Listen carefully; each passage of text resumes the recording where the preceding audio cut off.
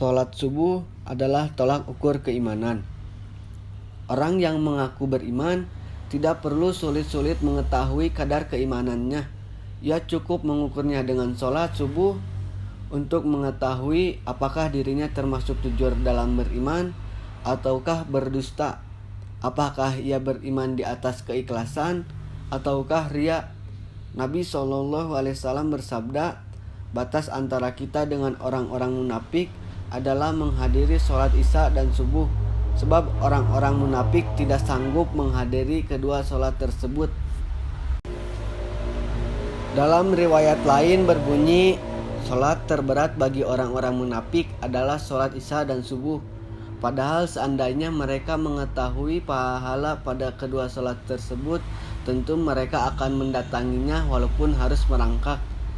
Diriwayatkan dari Abdullah bin Mas'ud, ia berkata, kami melaksanakan sholat subuh berjamaah bersama Nabi SAW dan tidak ada yang tidak ikut serta selain orang yang sudah jelas kemunafikannya. Diriwayatkan dari Ibnu Umar, ia berkata, apabila kami kehilangan seorang dalam sholat subuh dan isya, kami berprasangka tidak baik kepadanya, buruk sangka kepada orang yang tidak ikut serta dalam kedua sholat ini.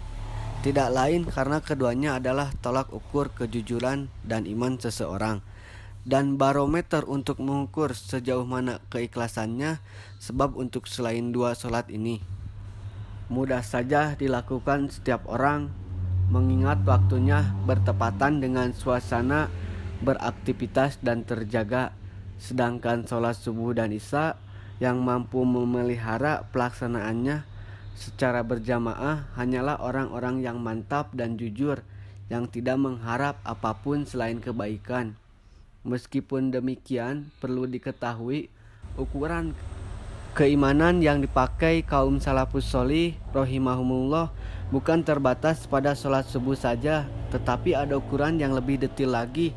Ada kalanya salah seorang dari mereka melaksanakan sholat-sholat wajib secara berjamaah, giat sholat malam, menghadiri majelis-majelis ilmu yang langsung disampaikan Rasulullah SAW.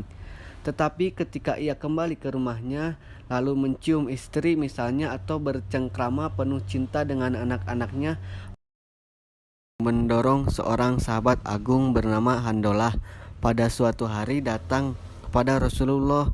Lalu ia berkata, Handolah telah berbuat munafik ya Rasulullah.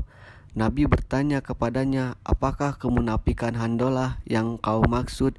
Ia menjawab, ketika kami berada di sisimu wahai Rasulullah, hati kami terasa tersentuh dan iman kami bertambah. Tapi ketika kami beranjak meninggalkan Anda, kami kembali mencintai anak-anak kami dengan bergurau dengan istri kami. Maka Nabi SAW bersabda, sungguh seandainya kalian bisa mempertahankan kondisi kalian ketika sedang berada di sisiku secara terus-menerus, tentu para malaikat akan menyalami kalian secara langsung. Namun ingat wahai Handolah, setiap demi setiap, tidakkah Anda melihat wahai akhi bagaimana mereka mengukur iman mereka dan bagaimana mereka mencela dirinya karena merasa malas, padahal sebegitu hebat komitmen dan iman mereka, yang mana generasi manapun tidak akan mampu menyamai mereka walaupun menginfakkan emas sebesar gunung Uhud.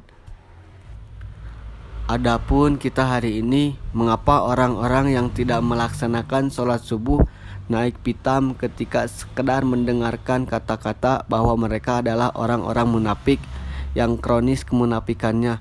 Padahal bukan kami yang menamakan mereka munafik, tetapi yang menyebut seperti itu adalah orang yang tidak berkata-kata berdasarkan hawa nafsu. Beliaulah Rasulullah SAW. Nasihat dan himbauan, jika engkau melihat dirimu bersemangat ketika dalam kondisi berjamaah bersama-sama dengan orang banyak, tetapi ketika tidak ada orang yang engkau menjadi malas, maka ketahuilah bahwa ada pemisah antara dirimu dengan keikhlasan. Dalam kondisi seperti ini, berusahalah untuk mengobatinya.